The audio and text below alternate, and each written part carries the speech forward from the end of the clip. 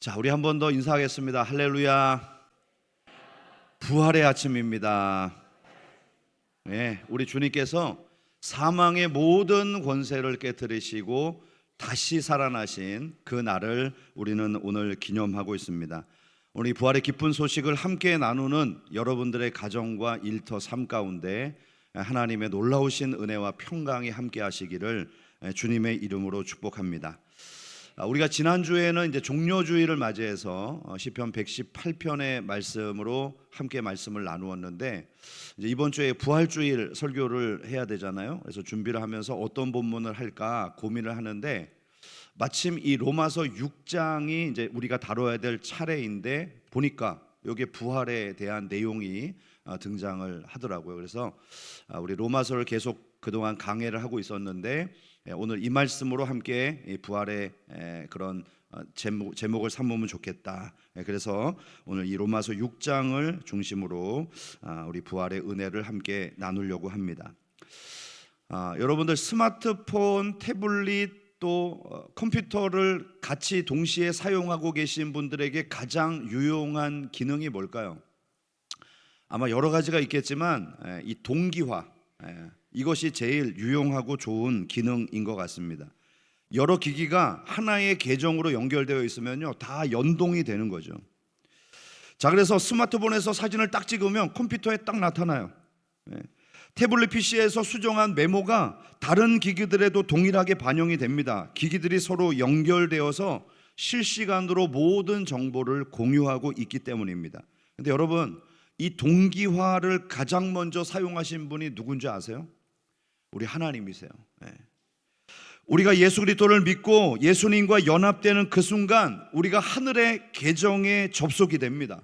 그리고 2000년 전에 예수님이 이루셨던 십자가의 승리와 그 부활의 놀라운 생명이 우리의 삶에 실시간으로 동기화되는 거예요.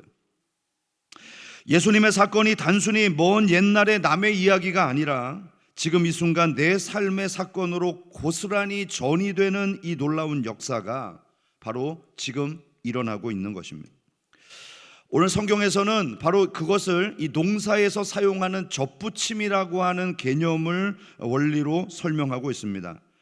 여러분, 접붙임을 하게 되면 볼품없는 돌감람 나무가요, 이 접붙임을 통해서 생명력이 공급되는 그때부터 이 참감람나무의 열매를 맺게 됩니다. 왜 그럴까요? 그 뿌리로부터 올라오는 진액이 꽃을 피우고 좋은 열매를 가져다 주기 때문입니다. 오늘 본문 로마서 6장은 바로 이와 같은 놀라운 비밀, 우리가 그리스도라는 생명나무의 이식이 되어서 그분과 하나 되는 이 놀라운 신비의 연합을 선포하고 있습니다. 그래서 이 부활절은요, 단순히 예수님 살아나셨습니다, 과거의 사건을 추억하고 계란 나눠 먹는 그런 정도의 날이 아닌 것이죠. 돌감람나무였던 우리가 참감람나무였던 예수님께 접붙임 바 되어서 그분의 죽음이 나의 죽음이 되고 그분의 부활 생명이 나의 생명이 됨을 확인하는 시간이 바로 이 부활 주일입니다. 오늘 주시는 말씀을 통해서 우리가 이 신비한 연합에 어떻게 접속하게 되었는지, 그리고 예수님의 부활 생명이 현재의 삶에 어떤 영향을 미치고 누리게 되었는지를 세 가지 영역으로 함께 살펴보도록 하겠습니다. 먼저 이 부활의 생명을 누리기 위해서는요, 철저한 옛사람의 장례식이 치러져야 합니다. 한번 따라합시다. 옛사람의 장례식이 반드시 치러져야 합니다. 자, 3절과 4절 말씀을 보실까요? 무릇 그리스도 예수와 합하여 세례를 받은 우리는 그의 죽으심과 합하여 세례를 받은 줄 알지 못하느냐. 그러므로 우리가 그의 죽으심과 합하여 세례를 받음으로 그와 함께 장사되었나니 이는 아버지의 영광으로 말미암아 그리스도를 죽은 자 가운데서 살리심과 같이 우리 또한 새 생명 가운데서 행하게 하려 함이라. 자, 바울은 여기서 이 세례라는 예식을 통해서 우리가 그리스도와 연합된 존재가 되었다, 이렇게 설명합니다. 이 세례라고 하는 말이 밥티조거든요. 밥티조. 자, 그런데 이 말의 의미를 보면 물속에 완전히 잠기다, 가라앉다, 덮인다 라고 하는 의미를 가지고 있습니다. 그런데 이 단어 하나하나에 사실은 예수님과 연합되었다라고 하는 개념이 다 정밀하게 담겨져 있는 것이죠. 먼저 이 잠긴다라고 하는 의미는 경계가 사라지는, 동일하게 됨을 의미하고 있습니다. 물속에 무엇인가 잠기게 되면요, 그 물체와 물 사이의 경계가 무의미해집니다. 물체는 물 안에 있고요, 물은 그 물체를 온전히 다 속속들이 감싸게 됩니다. 즉 우리가 그리스도 안으로 잠겼다는 것은 이제 하나님이 우리를 보실 때 나 하나만으로 보지 않고 나를 감싸고 있는 그리스도를 통해서 보신다는 뜻이죠. 나는 독립적인 자아로 하나님께 나아가는 것이 아니라 예수 그리스도의 정체성이 내 정체성이 되고 예수님과 동일한 능력과 의와 지혜를 가지고 하나님 앞에 나아가는 능력을 얻었다는 것, 이것이 바로 세례를 통해서 주시는 의미입니다. 동일하게 됨, 주님과 나는 동일하다, 이것이 바로 잠겼다라는 의미입니다. 두 번째로 이 가라앉다라는 것은 운명을 같이 하는 결속을 의미합니다. 자, 배가요 항해를 하다가 물속에 가라앉았어요. 그러면 배만 가라앉는 것이 아니라 그 물속에 있는 사람도 물건도 함께 다 가라앉습니다. 즉 이것은 배의 운명이 배에 실린 모든 것들과 같다는 뜻입니다. 바울은 4절에서 우리가 그리스도와 함께 장사되었다, 이 표현을 쓰는데 이게 가라앉았다라는 뜻이거든요. 자, 이것은 그리스도의 운명이 곧 우리들의 운명이 되었다는 뜻입니다. 그분의 십자가의 죽음이 나의 죽음이 되었고 그분의 부활 생명이 나의 생명이 된 것이죠. 예수님이 죽으심으로 가라앉을 때 우리들이 함께 가라앉았고 예수님이 부활 생명으로 다시 떠오를 때 우리들도 함께 떠오른 것입니다. 즉 우리는 예수님과 뗄래야 뗄 수 없는 하나됨, 운명 공동체가 되었음을 말씀하고 있습니다. 세 번째로 덮인다는 것은요, 성질이 변하는 침투의 의미를 가지고 있습니다. 이 고대 헬라 문헌에서는요, 이 덮인다라고 하는 이 단어를 염색을 설명할 때 종종 쓰였다고 합니다. 자, 하얀 천에 빨간 물감을 들인 그 물을 담가 놓게 되면요, 천은 물감에 의해서 완전히 덮이고 물감의 천 조직은 이 빨간 염료가 침투하게 됩니다. 즉 흰 천이 빨간 물감에 덮여서 빨간 천이 되는 것처럼 우리가 예수님의 보혈로 덮이게 되면 바로 그리스도의 성품과 생명과 지혜와 능력이 우리의 존재 속에 깊이 침투하게 되는 것이죠. 겉만 살짝 묻히는 것이 아닙니다. 염색된 천은 빨아도 계속 그 빨간색을 유지하는 것처럼 우리가 그리스도의 색깔로 완전히 변화된 존재가 되는 것입니다. 이것이 바로 세례가 의미하고 있는 연합의 본질입니다. 그러므로 우리가 예수 그리스도를 믿고 세례를 받을 때 단순히 머리에다가 물 뿌리는 그런 행위를 넘어서 우리는 영적으로 완전히 그리스도에게 감싸이게 되는 것입니다. 다시 말해서 2000년 전에 예수님이 십자가 위에서 나의 하나님 어찌하여 나를 버리셨나이까 부르짖으며 죄인처럼 죽으셨을 때 신비하게도 그 십자가 위에서 나도 함께 죽은 거죠. 내가 죄에 대해서 죽은 것입니다. 5절에서는 바로 이와 같은 연합을 가리켜서 그의 죽으심과 같은 모양으로 연합한 자 되었으면 이렇게 말씀합니다. 여기서 이 연합은 함께 심겨진 상태, 즉 접붙임을 의미하고 있습니다. 두 나무가 접붙임을 하게 되면요, 이게 한 몸이 되는 거잖아요. 그래서 한 곳에 심겨져서 자라나는 것처럼 이제 그리스도의 운명이 곧 나의 운명이 되었다는 것입니다. 그리고 6절에서 이 사실을 완전히 쐐기를 박아버리는데 6절 말씀 보겠습니다. 우리가 알거니와 우리 옛사람이 예수와 함께 십자가에 못 박힌 것은 죄의 몸이 죽어 다시는 우리가 죄에게 종노릇하지 아니하게 하려 함이니. 여러분, 죄의 삭은 사망입니다. 죄의 세력은 너무나 끈질겨서 우리의 의지력이나 결심만으로는 도무지 끊어낼 수 없는 정말 강력한 힘을 가지고 있습니다. 그런데 여러분, 죽음은 이 모든 속박에서 단번에 해방시키는 능력이 됩니다. 한번 이런 생각을 해보세요. 어떤 노예가 지독한 주인 밑에서 늘 학대를 받고 노역에 시달립니다. 그런데 이 노예가 해방되는 날이 있어요. 언제죠? 죽는 날. 바로 아무리 심한 주인이라 할지라도 이 노예가 죽는 그 순간 더 이상 이 주인은 노예에게 명령할 수 없습니다. 그리고 말도 안 들어요. 죽은 종에게 야 일어나 물 떠와. 그래도 가만히 누워 있어요. 왜 이렇습니까? 죽은 자는 주인의 권세에서 법적으로 영원히 벗어난 존재가 되었기 때문입니다. 그런데 오늘 우리의 현실은 과연 어떤가요?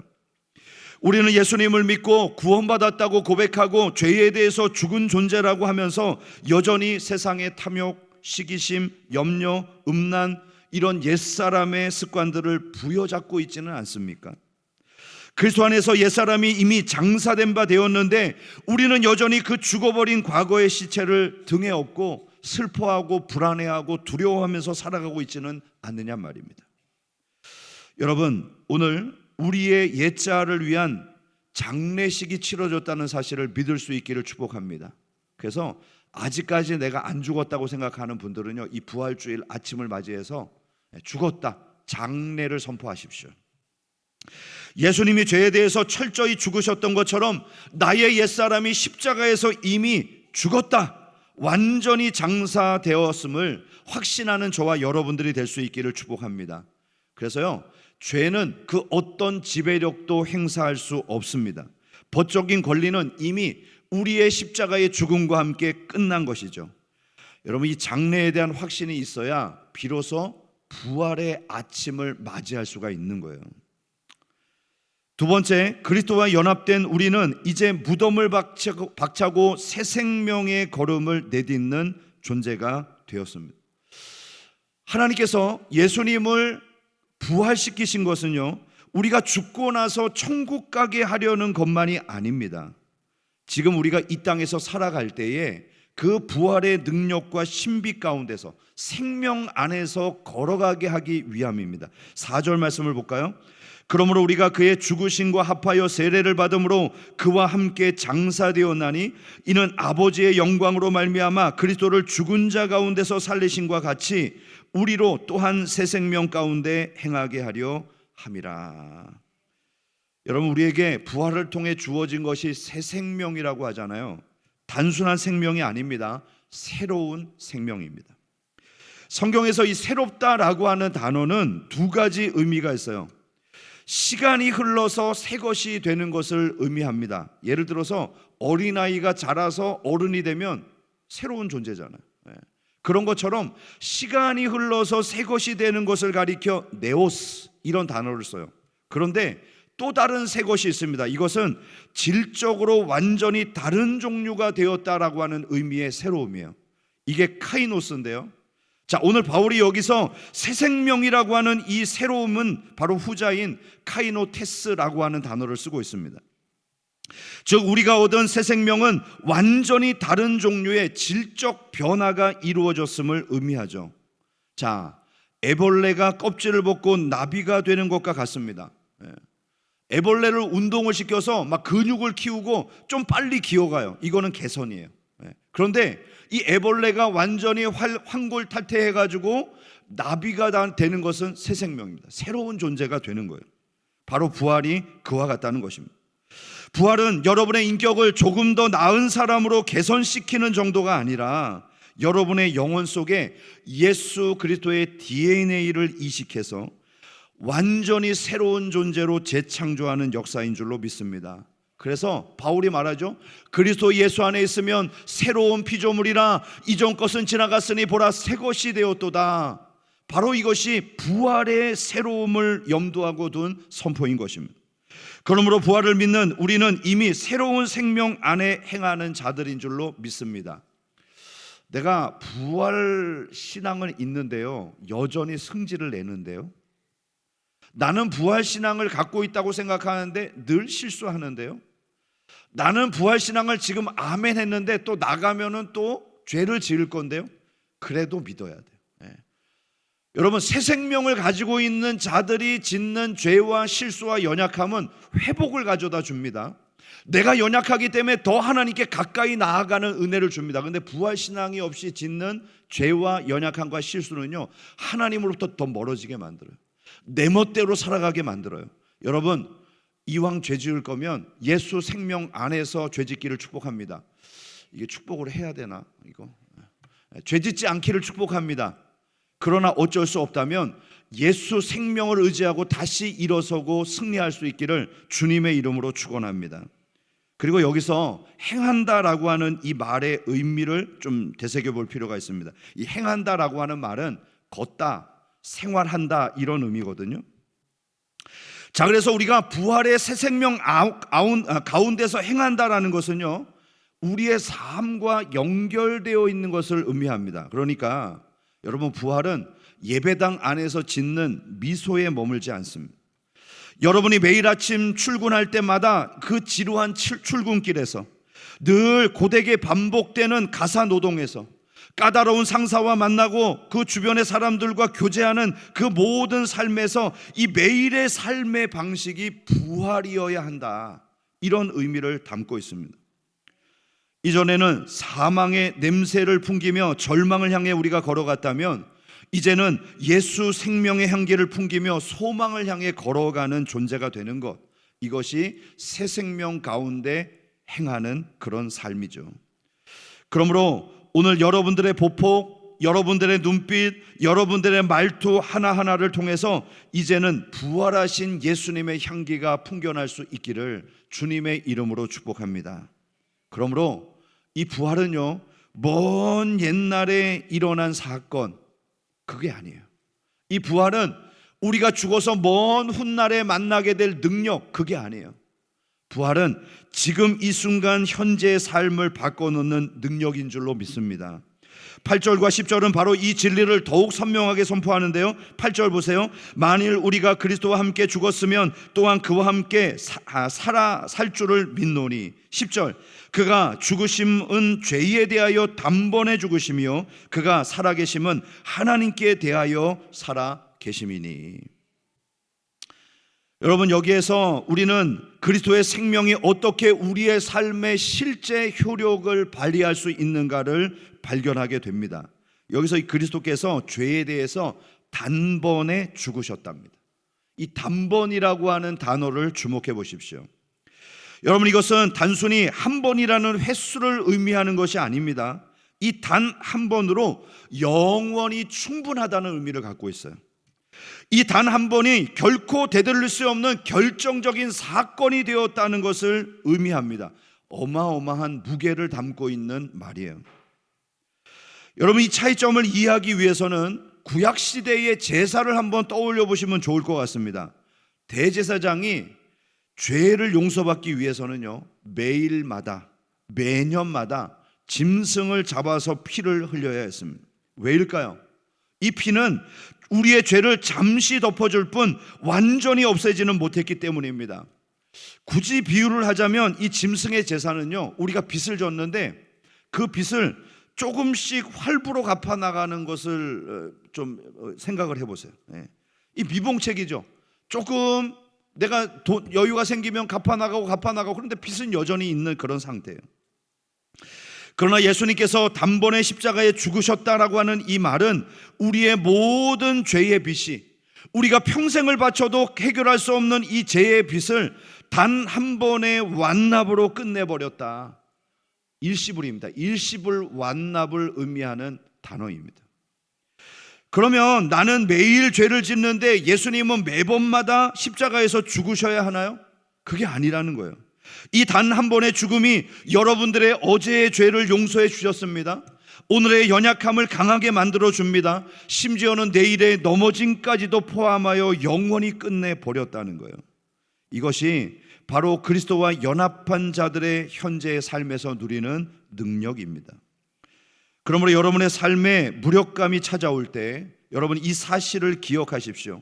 나는 오늘도 치열한 삶의 경쟁, 팍팍한 살림살이, 마음처럼 되지 않는 자녀의 양육, 또 인간관계 속에서 어떻게 해서든지 나를 개선할 필요는 없는 거예요. 세상은 너가 좀 더 나은 사람이 되어라고 그렇게 요구하지만 복음은요, 이렇게 낡은 천조각을 헤어진 옷에 꿰매는 정도의 개선을 말하지 않습니다. 복음은 아예 다른 존재의 뿌리가 바뀌는 영적인 재창조를 선언합니다. 우리가 그리스도와 함께 연합되었다는 것은 사망의 권세를 깨뜨리신 부활의 능력을 지금 내 심장 속에서 느끼고 있는 거예요. 내 혈관마다 예수님의 그 보혈의 능력이 곳곳에 미치고 있고 흐르고 있다는 사실을 우리가 깨닫는 것입니다. 그래서 우리는 더 이상 패배자의 걸음을 걸어가는 것이 아닙니다. 전쟁을 하다 보면요, 전세가 항상 좋은 것만은 아니잖아요. 항상 승리가 있는 것만은 아니잖아요. 때로는 밀릴 때가 있고 실패할 때가 있고 전술이 또 잘 먹히지 않을 때가 있습니다. 그렇다고요, 그것이 패배한 것은 아니에요. 과정일 뿐이지. 우리는 이미 승리 안에서 싸우고 있는 영적인 존재인 줄로 믿습니다. 그래서 조금 실수했다고 세상 다 끝난 것처럼, 내가 조금 넘어졌다고 나는 인생 다 끝난 것처럼 생각하지 마시고 부활의 능력을 다시 한번 소환하셔서 그 능력 안에서 행할 수 있기를 축복합니다. 그래서 여러분들의 발걸음이 무덤을 향해서 가는 발걸음이 아니라 생명의 빛을 향해서 전진하는 새 생명의 행진이 될 수 있기를 주님의 이름으로 축복합니다. 마지막 세 번째로 생각할 것은요, 이 놀라운 연합의 비밀을 우리의 현실 속에 누리기 위해서는요, 부활의 계산법을 적용해야 돼요. 무슨 계산법요? 부활의 계산법. 자, 오늘 본문의 결론이자 너무나도 중요한 구절, 우리 11절을 다 함께 읽어보겠습니다. 11절 시작. 이와 같이 너희도 너희 자신을 죄에 대하여 죽은 자요 그리스도 예수 안에서 하나님께 대하여 살아있는 자로 여길지어다. 자, 여기서 바울이 좀 이상한 단어를 쓰고 있습니다. 여긴다, 여겨라, 이 말을 쓰고 있거든요. 자, 우리가 보통 여긴다라고 하는 말을 쓴 때는 없는데 있는 것처럼 간주한다, 또 어떤 사실을 묵인하고 그저 형편에 맞게 받아들인다, 뭐 이런 정도의 의미로 이해를 합니다. 그래서 우리가 오늘 본문을 해석하는 데는 조금 오해가 생길 수 있어요. 근데 오늘 성경에서 이 여긴다라고 하는 말은 로키조마이라는 단어를 쓰고 있습니다. 자, 이것은 주로 은행이나 회계장부를 기록할 때 쓰였던 상업 용어예요. 이게 뭐냐면 계산한다, 장부에 기입한다, 확정된 사실로 간주한다, 이런 의미를 담고 있습니다. 자, 그래서 여기서 여긴다는 것은요, 단순히 그랬으면 좋겠네, 아니면 그냥 희망사항, 자기 체면 정도의 의미가 아니에요. 이미 입금된 액수를 장부에 기록한다, 이런 의미를 가지고 있는 확신한 기록의 의미입니다. 자, 예를 들어 보겠어요. 여러분에게 억만장자입니다. 억만장자가 100억을 주겠대요. 빨리 상상해 보세요. 100억을 주겠대. 상상은 할 수 있잖아요. 그런 일이 안 일어날 수는 있지만 상상을 할 수 있잖아요. 100억이 지금 내 통장에 들어온다니까요. 상상해요, 빨리. 얼마나 행복해. 지금 빡빡한 세상에 상상해 봅시다. 자, 그래서요, 이 100억을 주겠다고, 오늘 며칠입니까? 4월 3일, 이제 내일 월요일이니까 은행문이 열리자마자 입금을 해주겠대. 빨리 상상해요. 아, 행복해. 내일이면 이제 100억이 통장에 들어와. 그래서 아침 일찍 폰뱅킹을 열어봤어요. 그랬더니 정말 내 통장에 농협 06701180894 이 계좌에 100억이 찍혔어요. 100억이. 할렐루야. 남이 잘 되는 거 싫어요? 좀 아멘 좀 해주면 안 돼요? 100억이 찍혔단 말이에요. 너무 행복해요. 자, 그러면요, 지금 내 손에 100억이 있는 거 아니죠? 현찰 만진 거 아니잖아요. 그냥 폰뱅킹에 100억이 찍혔을 뿐이에요. 그렇지만 이 사람은 어떤 생각을 할까요? 이걸 확인하는 순간 쥐어보지 않았지만 내 가계부에 100억을 기록할 거예요. 나는 100억이 있어. 그리고 이때부터 100억을 가진 사람처럼 행동하고 계획할 겁니다. 야, 차는 뭘로 바꾸지? 빨리 상상해요. 야, 집을 좀 더 좋은 데로 옮겨야 되는데 어디다가 하면 좋을까? 논현동으로 갈까? 송도로 갈까? 강남 논현동을 갈까? 어디를 갈까? 집. 야, 옷도 보니까 너무 낡았어. 좀 질이 좋은 한 100수 이상 되는 120수 되는 좋은 양복, 나도 그 명품 양복 한번 입어봤으면 좋겠다, 뭐 이런 생각하잖아요. 그러면서 또 정신을 흔듭니다. 아니 야, 이거 내 이 기쁜 소식을 내 가족과 지인들에게 먼저 나눠야 되지 않으니까 그들을 불러갖고 밥부터 사자, 뭐 이런 생각을 하고, 좀 더 신앙이 좋으면 야, 이거 11조는 어떻게 할까, 헌금을 얼마나 드릴까, 뭐 이런 생각을 하겠죠. 또 어떤 사람은 이렇게 생각할 수 있습니다. 막 꼬집어 볼 거야. 이게 꿈이야, 현실이야? 이거 느껴지지 않아? 이게 내 통장에 100억이라는 숫자가 찍히다니, 와, 이거는 꿈일 거야. 여러분, 그렇다 할지라도 자신에게 100억이 주어졌다는 이 사실을 바탕으로 자신의 재산을 계산하는 것, 이것이 바로 여긴다예요. 여긴다.